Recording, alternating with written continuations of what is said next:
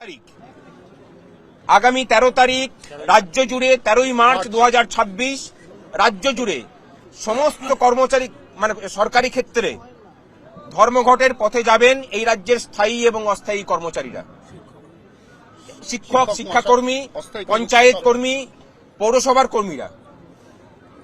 এই পথে যেতে আমাদেরকে বাধ্য করেছে রাজ্য সরকার। আমরা চাইনি যে ধর্মঘট করে এই প্রশাসনটাকে আমরা অচল করে দিই, কিন্তু এই একদিনের ধর্মঘট আপাতত প্রতীকী হিসাবে আমরা দিলাম। আমরা জানি যে তার আগে নির্বাচনের নির্ঘণ্ট বাজবে, কিন্তু নির্বাচন ঘোষণা হলেও আগে থেকে যদি এখনো সময় আছে 6 লক্ষ শূন্য পদে নিয়োগের যদি বিজ্ঞপ্তি বের করে সরকার, অস্থায়ী কর্মচারীদের স্থায়ীকরণের প্রক্রিয়া শুরু করে নির্বাচন ঘোষণা হলেও তাকে সেগুলোকে মান্যতা দিতে কোনো অসুবিধা থাকে না। সুপ্রিম কোর্টকে রায়কে ইমপ্লিমেন্ট করাতে তো কোনো বাধা নেই। এই অবস্থায় আমরা চাই যে সরকার যদি রাজ্যটাকে অচল অবস্থা থেকে বাঁচাতে চান তাহলে 14 তারিখের মধ্যে 13 তারিখের মধ্যে আমাদের সাথে আলোচনায় বসুন। না হলে 13 তারিখ এই রাজ্য জুড়ে যে ধর্মঘটের নজির দেখবে, আমার মনে হয় মুখ্যমন্ত্রী হিসেবে উনি স্মরণে রাখবেন। আমরা বলতে চাই, এখানে বিগত শতাব্দীর 6-এর দশকে পশ্চিমবঙ্গের কর্মচারী সমাজ এই জেরিনা ক্রসিং এ একত্রিত হয়েছিলেন। তার মধ্যে দিয়ে পশ্চিমবঙ্গে যাতে গণতন্ত্র প্রতিষ্ঠা হয়, কর্মচারীদের দাবি দাবা অর্জিত হয়, সেই সংগ্রাম ঘোষিত হয়েছিল। আজকের এই প্রজন্ম, আজকের এই জেরিনা ক্রসিং, এই ধর্মতলা চত্বর 3 ঘন্টা অবরোধ করার মধ্যে দিয়ে, অবস্থানে বসার মধ্যে দিয়ে নতুন ইতিহাস তৈরি করলেন। যে ইতিহাস আগামী 13 তারিখ, ভাস্কর ঘোষ বলেছেন, আগামী 13 তারিখ প্রশাসনকে স্তব্ধ করে দেওয়া হবে সরকার যদি আমাদের দাবিতে মান্যতা না দেন। সাধারণ মানুষের স্বার্থে প্রশাসন সম্পূর্ণ স্তব্ধ থাকবে, আদালতগুলো বন্ধ থাকবে, ট্রেজারিগুলো বন্ধ থাকবে, শিক্ষা প্রতিষ্ঠান বন্ধ থাকবে, সমস্ত ইলেকশন ট্রেনিং যার যা ফেলুন সমস্ত স্তব্ধ থাকবে 13ই মার্চ। 2023 সালের 10ই মার্চ আমরা প্রমাণ করেছিলাম যে ঐক্যবদ্ধভাবে লড়াই করে প্রশাসনকে স্তব্ধ করে দেওয়া যায়। 14 তলার যতই হুঙ্কার দিক, এই প্রশাসনকে স্তব্ধ করে দেওয়া যায়। 10ই মার্চ 2023 আমরা প্রমাণ করেছিলাম, আবার 13ই মার্চ 2026 নতুন করে প্রমাণ করব। আমাদের এই ধর্মঘট প্রশাসনকে স্তব্ধ করা, কর্মচারীর ন্যায্য দাবি অর্জনের, হকের পাওনা বুঝে নেওয়ার সংগ্রাম, কোন দয়া দাক্ষিণ্যের বিষয় নয়। সুপ্রিম কোর্ট যে নির্দেশ দিয়েছেন, রাজ্য সরকার সেই নির্দেশ কার্যকরী করতে বাধ্য।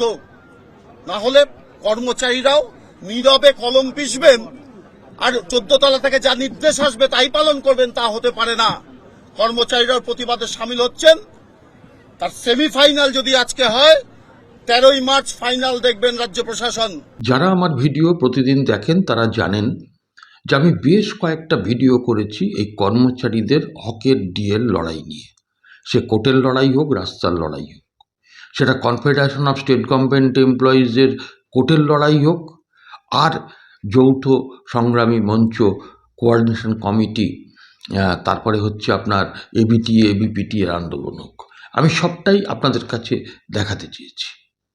গতকাল একটা ঐতিহাসিক আন্দোলন হয়ে গেল, শুনলেন এবং দেখছেন যে সেই আন্দোলন 4 ঘন্টা ধরে কলকাতার হৃৎপিণ্ড ধর্মতলা চত্বর অবরোধ করে বসেছিলেন কর্মচারীরা। কালীঘাট যাওয়ার উদ্দেশ্য ছিল, যেতে দেয়নি, পুলিশ আটকে দিয়েছে, সেখানেই বসে পড়েছে। এবং গতকাল আমি কতগুলো জিনিস লক্ষ্য করলাম যে পুলিশ কিন্তু অনেক নমনীয় ছিল, এবং আমি খবর পেলাম যে আন্দোলনকারীদের পাশে কর্তব্যরত পুলিশরা এসে অনেকে কানে কানেও বলেছেন, অনেকে একান্তে ডেকে বলেছেন যে আমরা আপনাদের সমর্থন করি, এই দাবি আমারও দাবি। আজকে পুলিশের নিচু তলার মধ্যে কিন্তু একটা প্রতিক্রিয়া হয়েছে, এটা আমি যেটুকু খবর পেয়েছি আপনাদের বলছি।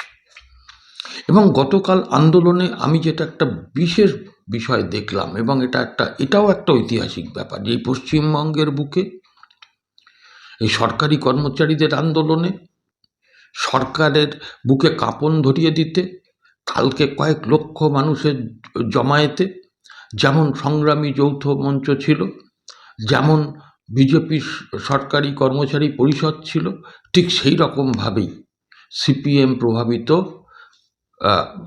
কোঅর্ডিনেশন কমিটি, এবিটিএ, এবিপিটিএ সবাই কালকে উপস্থিত হয়েছিল। বহু পেনশনার কালকে উপস্থিত হয়েছিল, অসুস্থ অবস্থাতেও গিয়েছিল। এমন কয়েকজন পেনশনার যারা আমাকে ফোন করে বলেছিলেন যে আমরা যাচ্ছি। 13 তারিখে ধর্মঘট। এই ধর্মঘট প্রশাসনকে কিন্তু প্রচণ্ড পরিমাণে চাপে ফেলবে বলে আমি মনে করি, এবং আমার কাছে যেটুকু খবর, আমি আরও এই নিয়ে পরবর্তীকালে ভিডিও করব, সেটা হলো যে আগামী 13 তারিখে প্রশাসন প্রায় স্তব্ধ হয়ে যাবে। একেবারে চটিচাটা ওদের ফেডারেশন, অর্থাৎ তৃণমূল প্রভাবিত কর্মচারী সংগঠন, ওই নায়কদের, ওই মানস ভূঁইয়াদের যে সংগঠনের কিছু চটিচাটা আছে, তারা হয়তো অফিসে যাবে।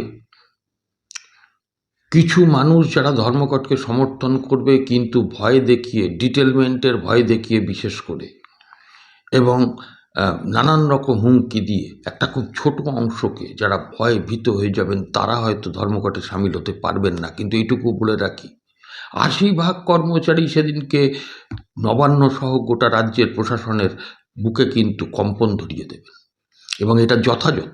আমি বহুদিন ধরে বলেছি যে এই ধরনের একটা পেন ডাউন বা এই ধরনের একটা ধর্মঘটের পথে যাওয়া উচিত। সংগ্রামী যৌথ মঞ্চের ভাস্কর বাবুদের নেতৃত্বে কোঅর্ডিনেশন কমিটি, এবিটিএ, এবিপিটিএ, সরকারি কর্মচারী পরিষদ সবাই যৌথভাবে এই যে ঘোষণাটা কালকে করেছেন, যে সিদ্ধান্ত নিয়েছেন, এই সিদ্ধান্তকে আমি স্বাগত জানাই একজন সাধারণ মানুষ হিসাবে। এবং আমি আবেদন করছি, এই সরকারকে বুঝিয়ে দিতে হবে 13 তারিখে যে আপনার নবান্নের রক্তচক্ষুকে আমরা আর ভয় পাই না। আপনি পুজোতে, আপনি মেলাতে টাকা ছড়াবেন, মন্দির তৈরি করে আপনি টাকা ছড়াবেন, ইমাম মুয়াজ্জেমদের ভাতা দেবেন, পুরোহিতদের ভাতা দেবেন, নির্বাচনে গুন্ডা পোষার জন্য ক্লাবে ক্লাবে আপনি অনুদান দেবেন।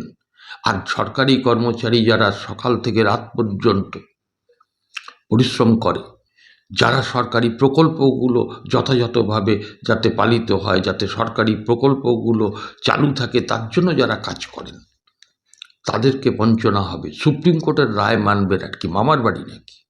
তাই 13 তারিখের ধর্মঘট সফল করতে হবে, এবং এই সফলতার মধ্যে দিয়ে সরকারকে বুঝিয়ে দিতে হবে যে কোর্ট রায় দিয়েছে, কন্টেম্প্ট হয়েছে, কোর্ট হয়তো তার ব্যাপারেও একটা কিছু সিদ্ধান্ত নেবে। কিন্তু কর্মচারীরা যে শুধু কোর্টের দিকে তাকিয়ে বসে নেই, কর্মচারী যারা রাস্তায় নেবে, পথই পথ বলে নিয়েছে, রাস্তায় রাস্তা দেখাবে, এই সিদ্ধান্তে এসেছে। এর জন্য আমি কুর্নিশ জানাই, সেলাম জানাই সেই সমস্ত কর্মচারী নেতৃত্বকে, কর্মচারীদের। আমি আশা করব এই ভিডিওটা যদি ভালো লাগে আপনারা একটু শেয়ার করবেন। আমার চ্যানেলটা যদি ভালো লাগে তাহলে একটু সাবস্ক্রাইব করে পাশে থাকবেন, আর আপনাদের মতামত আপনারা অবশ্যই জানাবেন। হোক প্রতিবাদ, হোক ধর্মঘট, 13 তারিখে সরকারকে বুঝিয়ে দেওয়ার দিন। সবাই ভালো থাকবেন, নমস্কার, আবার দেখা হবে পরবর্তী বিষয়ে।